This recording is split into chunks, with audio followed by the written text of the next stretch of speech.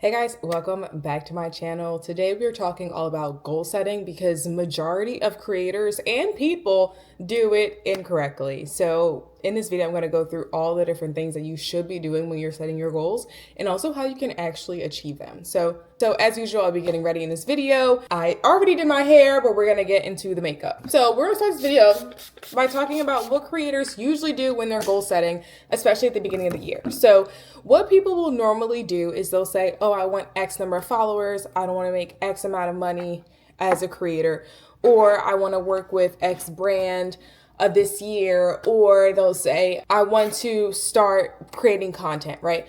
Those goals are super unspecific. And the reason why, and I've talked about this so many times in my other videos about goal setting and manifestation, which I am really big into.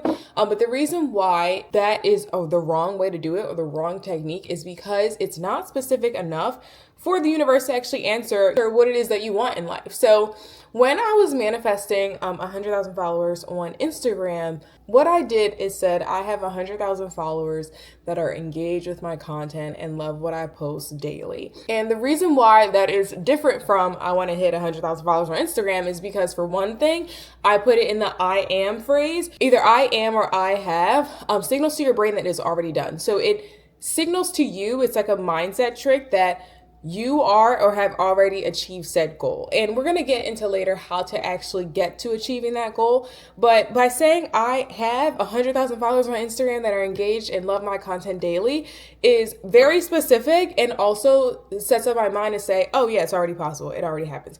Now keep in mind, I did this when I had about 5,000 followers on Instagram. So I was clearly a ways away from reaching this goal, but I was like, you know what? It's true. I have it. I'm already there. Now, the second part of the goal is having it be so specific. So plenty of people will manifest a bunch of followers or brand deals or money, but it won't come in the format they think it is because they aren't being specific. So when I said, oh, I want to have 100,000 engaged followers that love and support my content daily, that is signaling to the universe, like, I'm not just going to get 100,000 bots that are going to leave, heart emoji comments on my videos or on my content all the time. But instead, I'm attracting people that are actually engaged and love what I post on a regular basis and love seeing my content. When it comes to brand deals, I have in the past manifested different brand deals, but as I started to manifest with brand deals, I realized that I really wanted to work with brands that were aligned with me, my goals, my value system, and also appreciated me as an individual and not just an influencer. So I was extremely specific in doing that. And although I have attracted brand partnerships with certain brands that were like on my dream list, some of those brand partnerships didn't turn out to be, because when I attracted them, or when I said like I worked with a blank brand, I attracted them as just a brand partnership, right? I didn't have all those specific details in there to say, oh, I want them to be aligned with my values, my goals. I want them to trust me. I want to have, creative freedom over the brand partnership. I want to make X amount of dollars. Like, those are things that you have to put into your goals and when you are writing them up, when you are setting them, for the year. So again, what people typically will do is like, oh, I want to work at X brand. And then they get that brand partnership. And I actually know a girl who manifested a brand partnership with one of her favorite makeup brands.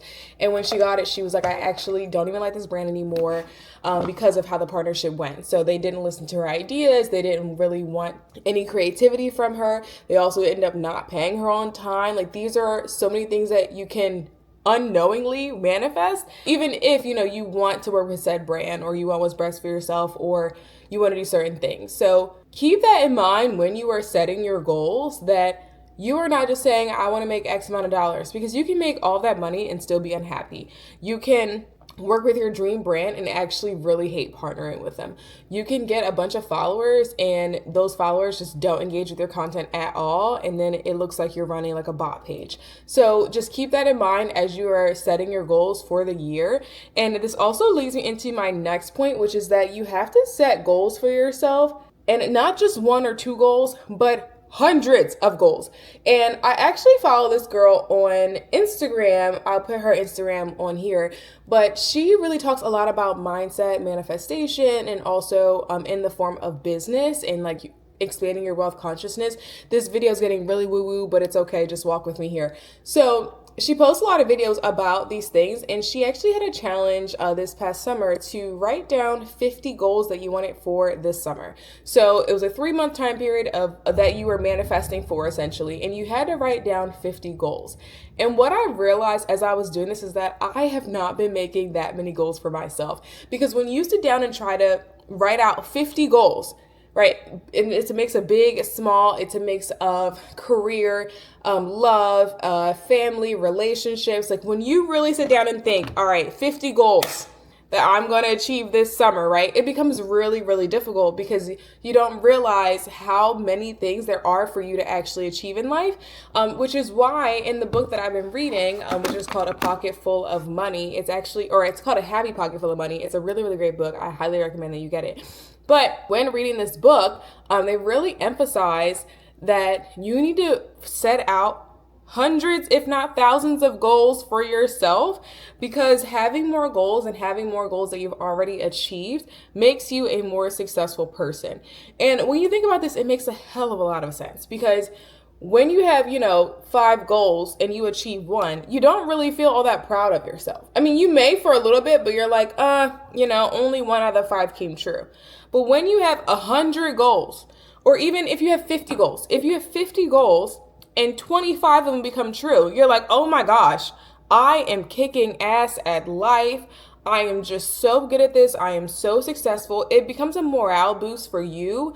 And it also allows you to achieve so much more. Like that feeling of achievement and success and, getting the things that you want, you start to train your brain to be like, I always get what I want. It's easy for me to get the things that I want because I always get them. So I will challenge you to write a list of 50 goals that you want to achieve this year. And again, it's a mix of small and big goals where you are really thinking about, your not only your career and your content creation, but also just like the small things you want to do, right? Like I want to receive a huge bouquet of flowers to someone that I like, or I don't know, random goals that you can think of. Doesn't matter how they manifest, doesn't matter how big or small they are, but try to sit down and genuinely write out 50 goals for yourself. You'll realize that it's a lot harder than it looks, but also when those little goals do start to come true, you'll definitely start to feel more successful as the year goes on and on. So as you are coming up with these goals and as the year goes on, it is so important that you do not waver on your goals. Now, I'll be the first one to tell you that I have done this and it has made me feel in a way like a failure, but just unsuccessful, or just I had a really negative, low energy during the times where I changed my goals. So the reason why I say you should not change your goals until you achieve them. So let's say you want to hit 50,000 followers on Instagram, right? You cannot change that goal during the year. So if you start to realize like, oh crap, this is actually a really hard goal. It's taking me more time than I thought it would be, so what? It's okay. Keep going and working towards your goal.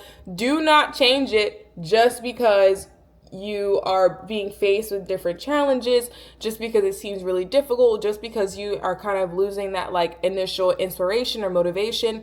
Do not change your goals, because what happens is, and this is like a universal law, is that when you change your goals and you start to waver on the things that you want, it becomes very difficult for the universe to bring you what you actually want. So if you say, I want 50,000 followers, and then you hit 8,000, and you're like, oh damn, this is the worst goal ever. It's so hard. I'm never gonna get this. And then you're like, all right, I don't want that goal anymore. I don't want any followers. Like, I don't really care about it. Then the universe won't be able to bring it to you, right? So it is universal law that when you set out the things that you want and you take the action towards the goals that you want to achieve, that you'll actually achieve said goal. But if you change your goal midway through, it just resets all the work that you've already done.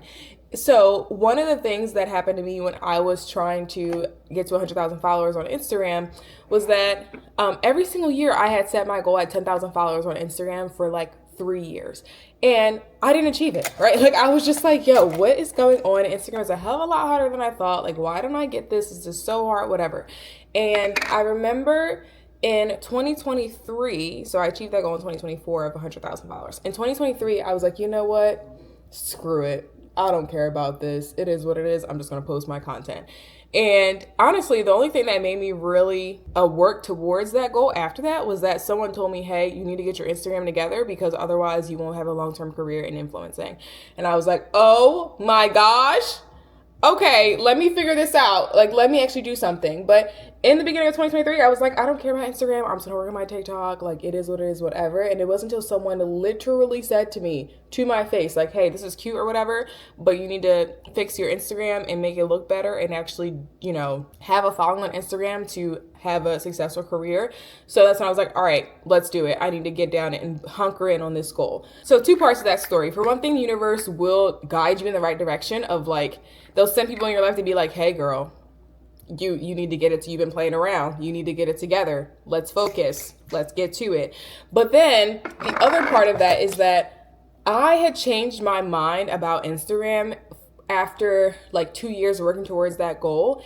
And because I had stopped, nothing happened towards me, growing on Instagram. So you have to take your goals seriously, and you also have to act and according to your goal, like whatever it is that you want to achieve. So when I decided like, all right, I actually do have to get this together and I have to like, care about Instagram and I have to like put energy into it. When I started to do that, or when I kept that in the back of my head, every single day as I was posting videos, as I was like trying to understand, Instagram and how it worked and all these different things.